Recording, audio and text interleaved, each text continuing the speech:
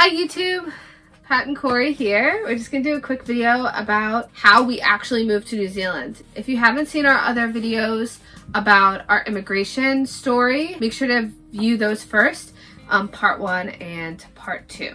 But before we get into it, make sure you hit the notification bell and leave comments, like and dislike, we don't care. Then yeah, definitely make sure you subscribe. Alright, so Pat and I decided to move to New Zealand in 2013.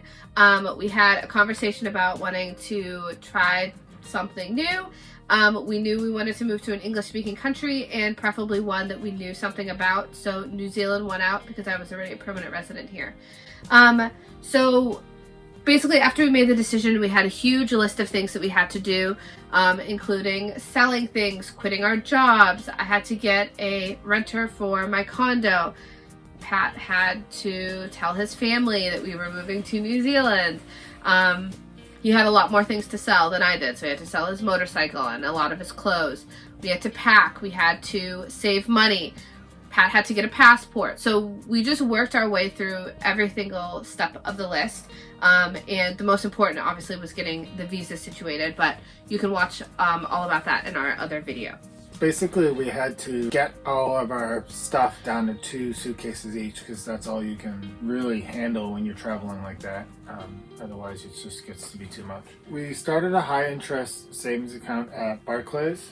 And we both decided to put $10,000 in each, which gave us a good $20,000 base. So we left with our 2 suitcases and plenty of hopes and dreams, and we flew out of the Manchester airport. We flew from Manchester to San Francisco, and we rented a car, and then we drove south on the 101 to get to LA.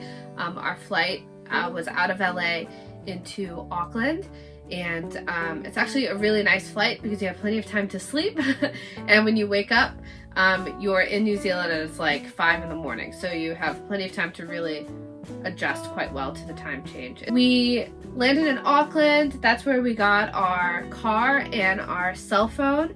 And Pat learned how to drive on the wrong side of the road.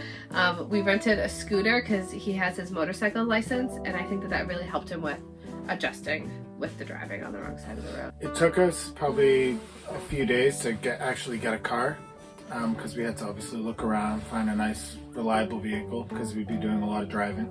And so we did find one, and I think we paid $1,900 for it. It was a Honda Civic. Then we packed our things in that and we started heading south. We had booked a few Airbnbs as we made our way south, and that was really the whole point, was so he could see a little bit of New Zealand before we settled down and started working full time. So after our holiday was over and we got to Christchurch, reality sunk in. Christchurch, we found, was a half demolished city.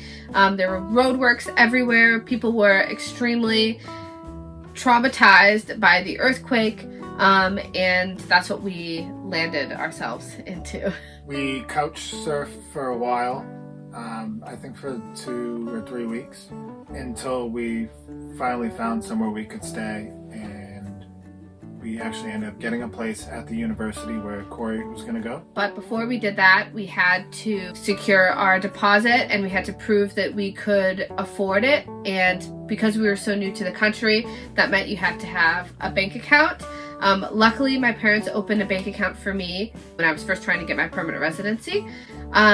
But for Patrick, in order to prove that he was legit, luckily the woman we were staying with, Couchsurfing, gave us permission to use her address. So with that, we were able to open a joint bank account, and with that, we were able to transfer our $20,000. And part of that money went to getting the deposit and starting to pay our rent before Pat's paycheck started coming in. I was in contact with a staffing agency before we moved to New Zealand, and he told me once I had arrived in New Zealand, he'd help me point me in the right direction to companies that I would be suited for. And within a few days, he had found me a great company to work for as a pipe welder, and just got right into it basically.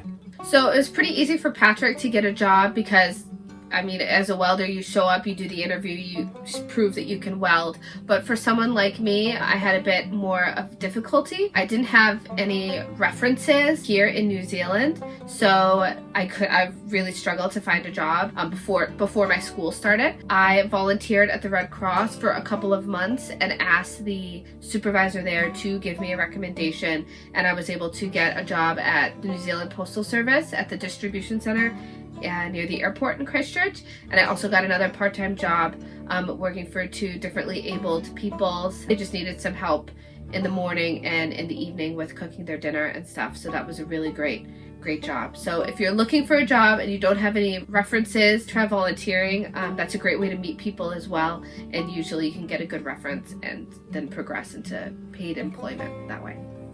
So overall, moving to New Zealand was pretty painless.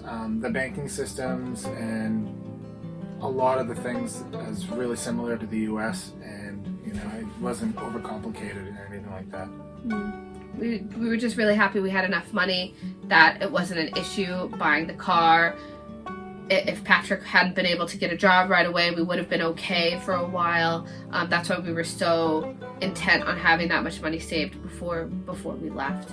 Of course, we made mistakes moving here, but you just have to keep pushing, you keep trying, and honestly, moving to a new country, the first year and a half is going to have its challenges. We had relationship challenges as well, but we were able to make it through, and I'm really, really glad that we did push through those hard times. If you haven't already, please make sure you subscribe to the channel. We have lots of great content coming up as our house is getting built. And if you haven't already, please like the video. Thanks so much for watching. We'll catch you guys next time.